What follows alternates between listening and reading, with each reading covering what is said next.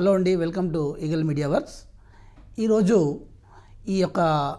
ఈ ఎపిసోడ్లో మనము డెంగ్యూ వ్యాధి ఏ విధంగా వస్తుంది, డెంగ్యూ వ్యాధి యొక్క లక్షణాలు ఏంటివి, దాని యొక్క నివారణ చర్యలు ఏంటివి, హోమియో వైద్య విధానంలో దానికి సంబంధించిన యొక్క ఔషధాలు ఏంటివి అనే విషయాన్ని మనము వివరంగా తెలుసుకుందాం. అసలు డెంగ్యూ అనేది ఒక ఆర్థ్రోపోడ్ అనే వైరస్ వల్ల వచ్చే వ్యాధి. ఈ ఆర్థ్రోపోడ్ అనే వైరస్ డైరెక్ట్గా మన శరీరంలోకి రాదు. అది ఏడిస్ ఈజిప్టి అనే దోమ కాటు వల్ల మన శరీరంలోకి రావడం అనేది జరుగుతుంది. ఎప్పుడైతే ఈ ఏడిస్ ఈజిప్టి అనే దోమ శరీరంలోకి ఈ యొక్క ఆర్థ్రోపోడ్ వైరస్ అనేది ప్రవేశించడం ద్వారా అలాంటి దోమ మానవునికి కుట్టడం ద్వారా ఇది మానవునికి సంక్రమించే వ్యాధి. ఇంకొకటి, ఈ డెంగ్యూ వ్యాధి అనేది చాలా వరకు ఈ మధ్యకాలంలో మనం చూసి చాలామంది భయపడిపోతూ ఉన్నారు. అసలు ఈ వ్యాధి యొక్క లక్షణాలు ఏంది అనే విషయాన్ని మనం తెలుసుకుంటే, ముఖ్యంగా జ్వరము అనేది, జలుబు అనేది, కళ్ళు లాగడం అనేది, కండరాల నొప్పి, కీళ్ళ నొప్పి, వాంతులు కావడము, ఇవన్నీ ముఖ్యంగా మనకు కనబడే లక్షణాలు. అందులో చాలామంది మనం చూస్తుంటాం, జలుబు రాగానే డెంగ్యూ అనుకోవడానికి వీల్లేదు. తీవ్రమైన జ్వరం కలిగి ఉంటుంది, ఒళ్ళన్నీ నొప్పులే, ప్రతి కీలు నొప్పితోనే ఉంటారు, చేతితో ఇట్లా ముట్టుకుంటే నొప్పి. ఇలాంటి లక్షణము కలిగి ఉన్న ప్రతి దాంట్లో ఈ డెంగ్యూ వ్యాధి యొక్క ముఖ్య లక్షణం. అది కాకుండా తీవ్రమైన తలనొప్పి, జ్వరం కూడా చలితో కూడుకున్న జ్వరం, వాంతులు వచ్చినట్టుగా అనిపిస్తుంటుంది. ఈ లక్షణాలు అనేటివి డెంగ్యూలో మనకు ప్రాథమిక దశలో కనిపడే లక్షణాలు. మరి మీకు ఈ లక్షణాలు మిగతా అన్ని వ్యాధుల్లో కూడా ఉంటాయి. మరి ఈ డెంగ్యూ వ్యాధిని ఎందుకు అనుకోవాలి అంటే, దానికి కొన్ని రకాలైన సీరలాజికల్ టెస్టులు ఉంటాయి. అది డెంగ్యూ ఎలిసా టెస్ట్ అనే ఒక టెస్ట్ ఉంటుంది. ఆ టెస్ట్ ద్వారా ఆ యొక్క డెంగ్యూ వైరస్ అనేది శరీరంలో ఉందా లేదా అనేది నిర్ధారణ చేసుకోవచ్చు. దానికన్నా ముందుగా అసలు డెంగ్యూ వ్యాధిలో ఇంకా అతి ముఖ్యమైన, అతి భయంకరమైన లక్షణం ఇంకోటి కనబడుతుంది. అది డెంగ్యూ హెమరేజిక్ ఫీవర్ అనే ఒక దశ. ఈ డెంగ్యూ హెమరేజిక్ ఫీవర్లో ఏమవుతుందంటే, ప్రతి మనిషిలో శరీరంలో ఉండే రక్త కణాల్లో, ముఖ్యంగా మనలో శరీరంలో ఉండే రక్తంలో తెల్ల రక్త కణాలు, ఎర్ర రక్త కణాలు, ప్లేట్లెట్స్ కణాలు అనేవి 3 రకాలైన కణాలు ఉంటాయి. అందులో ప్లేట్లెట్ కణాల యొక్క సంఖ్య అనేది పూర్తిగా తగ్గిపోయి, అంటే నార్మల్గా మనకు ఉండే స్థాయి కన్నా తగ్గిపోవడం వల్ల శరీరంలో రక్తస్రావం అనేది జరుగుతుంది. జనరల్గా ప్లేట్లెట్ కణాల యొక్క అది యొక్క పని ఏం చేస్తుందంటే, రక్తం గడ్డకట్టడానికి ఉపయోగపడే కణాలు ప్లేట్లెట్ కణాలు. ఈ ప్లేట్లెట్ కణాలు అనేటివి ఈ యొక్క సంఖ్య మన యొక్క ఈ డెంగ్యూ వ్యాధి వచ్చిన వ్యక్తిలో తగ్గిపోవడం ద్వారా రక్తస్రావంకు సంబంధించిన లక్షణాలు అనేటివి మనకు కనబడుతూ ఉంటాయి. ఎలాంటి లక్షణాలంటే, రక్తం అంటే కారిపోవడం కాదు, చర్మము కింద పొరల్లో రక్తం యొక్క చుక్కలు లాంటివి, రక్తం లాంటి ర్యాషెస్ కనబడుతూ ఉంటాయి. ఇది ముఖ్యంగా మనకు డెంగ్యూ హెమరేజిక్ ఫీవర్ అంటూ ఉంటాం. కొన్నిసార్లు కొంతమందికి ముక్కులో నుంచి రక్తం కారుతుంటుంది, కొంతమంది పంటి చిగుళ్ళ నుంచి రక్తం కారుతుంటుంది, కొంతమంది కళ్ళలో నుంచి రక్తం, అంటే కళ్ళ నుంచి రక్తం కారడం ఉండదు, కానీ కన్ను యొక్క కంజక్టివా అనే ఒక రకమైన ఈ కన్ను యొక్క గుడ్డు చుట్టుపక్కల ఎర్రగా రక్తం పేరుకుపోయి ఉంటుంది. దాన్ని మనము ఈ డెంగ్యూ హెమరేజిక్ ఫీవర్లో కనబడే ముఖ్య లక్షణము. ఇప్పటి వరకు మనకు లక్షణాలు ఏంటంటే తెలిసినాయి. ఇప్పుడు అది ఏ విధంగా నివారించుకోవాలి అనేది కూడా చాలా అవసరం. అందుకే prevention is better than cure అంటాం. వచ్చినప్పుడు మందులు వాడుకునేదానికన్నా వ్యాధి రాకుండా ఉండడానికి చేసుకోవాల్సింది మనం చేయాల్సిన విధానం. దాంట్లో ముఖ్యంగా మనకు ఈ వైరస్ దేని నుంచి సంక్రమిస్తుంది? దోమల ద్వారా.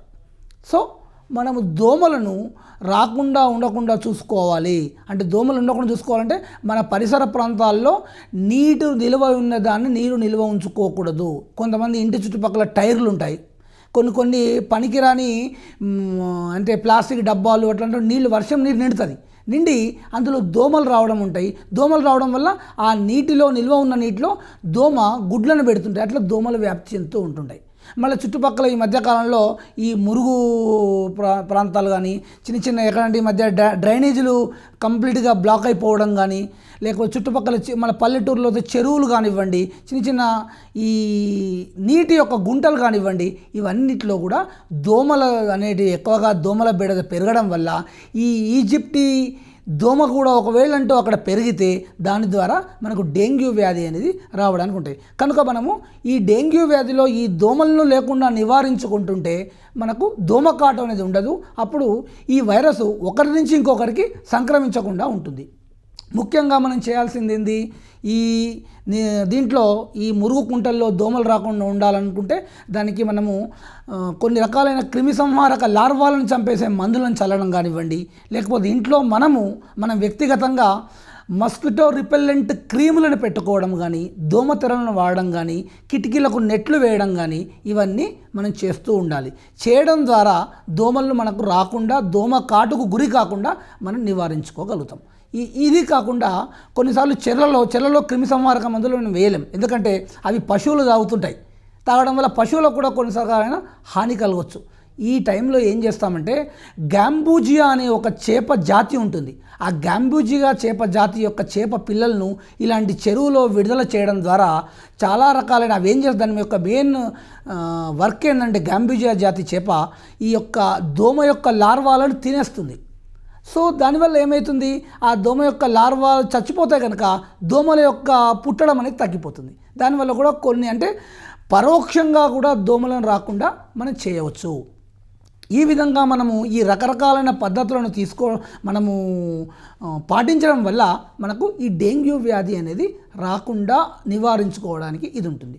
ఒకవేళ మన చుట్టుపక్కల మన సమాజంలో డెంగ్యూ వ్యాధి అనేది వచ్చింది, ఇంకా రాని వాళ్ళు ఉన్నారు, దీనికి ఏ విధంగా మనము ముందు జాగ్రత్త చర్యగా హోమియో వైద్య విధానంలో మనం మందు వాడాలి అనే విషయానికి వస్తే చాలా రకాలైన మందులు ఉన్నాయి. అందులో ముఖ్యంగా జెల్సీమియం, రస్టాక్స్, ఇపటోరియం పర్ఫరేటం, టినోస్పోరా లాంటి క్రోటాలస్ హారిడస్ లాంటి మందులను ముఖ్యంగా మనం పరిగణలోకి తీసుకోవచ్చు.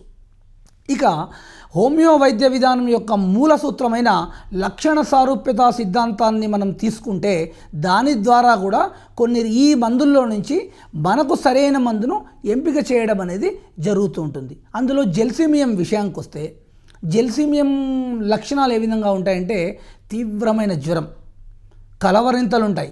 కొన్నిసార్లు రోగి ఏ విధంగా ఉంటాడంటే కళ్ళు పూర్తిగా అరకళ్ళు అంటే కన్నులు సగం పూర్తిగా మూసుకోడు, పడుకున్నప్పుడు సగం కళ్ళు తెరిచే ఉంటాయి, తెరిచి కలవరింతలు పెడుతూ ఉంటాడు, ఏవేవో మాట్లాడుతుంటాడు, తీవ్రమైన తలనొప్పి ఉంటుంది.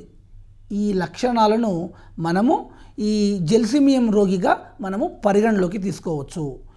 అదేవిధంగా యుపటోరియం పర్ఫలేటం అనే మందు చాలా వరకు తీవ్రమైన కండరాల నొప్పి, తీవ్రమైన జ్వరము, దీన్నే బోనీ ఫీవర్ అని కూడా ఒక్కోసారి అంటూ ఉంటాం.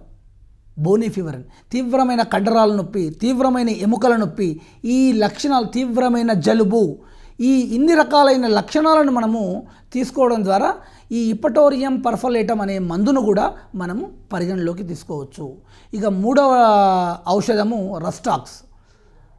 ఈ మధ్యకాలంలో చాలామందికి హోమియో పరిజ్ఞానం ఉన్న వాళ్ళందరికీ రస్టాక్స్ అనే మందు తెలిసి ఉండొచ్చు. కానీ ఈ డెంగ్యూ వ్యాధి విషయంలో రస్టాక్స్ను తీసుకున్నప్పుడు ప్రతిసారి జనరల్గా ఆ యొక్క రస్టాక్స్ వ్యాధి కలిగి ఉన్న రోగి ఏ విధంగా ఉంటాడంటే తీవ్రమైన ఒళ్ళు నొప్పులు, కీళ్ళ నొప్పులతో, ఎవరైతే వర్షాకాలం యొక్క ఈ వర్షపు తుంపరలకు తడిచి జలుబు చేస్తుంది చూడండి, జ్వరం వస్తుంది చూడండి, అలాంటి రోగికి రస్టాక్స్ అనే మందును మనం వాడుకోవచ్చు.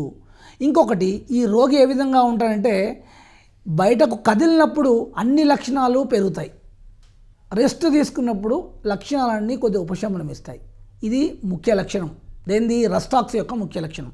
ఈ లక్షణాన్ని పరిగణలోకి తీసుకొని ఎవరైతే వర్షంలో తడిచిన తర్వాత వచ్చే వ్యాధి, జ్వరం కానివ్వండి, జలుబు కానివ్వండి, అలాంటి కారణాన్ని కూడా మనం పరిగణలోకి తీసుకుంటే రస్టాక్స్ అనే మందును ఈ వ్యాధికి మనం వాడుకోవచ్చు. ఇదే కాకుండా టినోస్పోరా మనందరికీ తెలుసు. మామూలుగా పరిభాషలో టినోస్పోరాని ఏమంటామంటే తిప్పతీగ అంటాం. చాలా వరకు మనకు చుట్టుపక్కల ఎక్కడక్కడ చెట్ల దగ్గర తిప్పతీగ ఆకులు పెరుగుతుంటాయి. ఇది ఆయుర్వేద వైద్య విధానంలో కూడా వాడుతుంటారు. దీన్ని శాస్త్రీయ నామం దీన్ని టినోస్పోరా కార్డిఫోలియా. ఈ టినోస్పోరా కార్డిఫోలియా అనే మందును మదర్ టించర్ రూపంలో మనం తీసుకోవడం ద్వారా చాలా వరకు వ్యాధి యొక్క లక్షణాలన్నీ ఈ టినోస్పోరా మందు వల్ల మలేరియా జ్వరము, టైఫాయిడ్ జ్వరము, డెంగ్యూ జ్వరము, ఎలాంటి జ్వరము వచ్చినా అంటే విషపూరితమైన విష పదార్థాల వల్ల వచ్చే టాక్సిక్ ఫీవర్స్ అంటాం దీన్ని. టాక్సిక్ ఫీవర్స్ బ్యాక్టీరియల్ టాక్సిన్ కావచ్చు, వైరల్ టాక్సిన్ కావచ్చు, ఏ టాక్సిన్ సంబంధించిన ఫీవర్ అయినా ఈ టినోస్పోరా మదర్ టించర్ను వాడితే మనము చాలా వరకు తగ్గించుకోవచ్చు. ఇవి ఈ డెంగ్యూ వ్యాధి యొక్క వాడుకునే విధానాలు. దీంతో పాటుగా ఎప్పుడైతే haemorrhagic fever, dengue haemorrhagic fever అని ఇంతకుముందు చెప్పాను నేను, అంటే రక్తస్రావంకు సంబంధించిన లక్షణాలు కనబడ్డప్పుడు మనము ఈ క్రోటాలస్ హారిడస్ అనే మందును కూడా మనము వైద్యుల పర్యవేక్షణలో కూడా వాడుకుంటుంటే అప్పుడు ఆ రక్తస్రావానికి సంబంధించిన లక్షణాలను కూడా పూర్తిగా మనం ఇచ్చేసేసి మనము ఆరోగ్యవంతులం కావచ్చు. నేను ఇప్పుడు చెప్పిన మందులను ఇది మీడియా అంటే ముందుకు నేను చెప్పొచ్చు, కానీ మీరు వీటిని వైద్యుల యొక్క పర్యవేక్షణలో తీసుకోవడం ద్వారా వారు మీకు సరి అయిన మోతాదులో వ్యాధి తీవ్రతను బట్టి సరి అయిన పొటెన్సీని నిర్ణయించి మీకు మందులు ఇవ్వడం ద్వారా మిమ్మల్ని అనారోగ్యం నుంచి ఆరోగ్యవంతులుగా చేయడానికి సాధ్యమవుతుంది. Thanks for watching eagle media. Me doctor Gopikrishna. Like and subscribe Eagle Health and Beauty.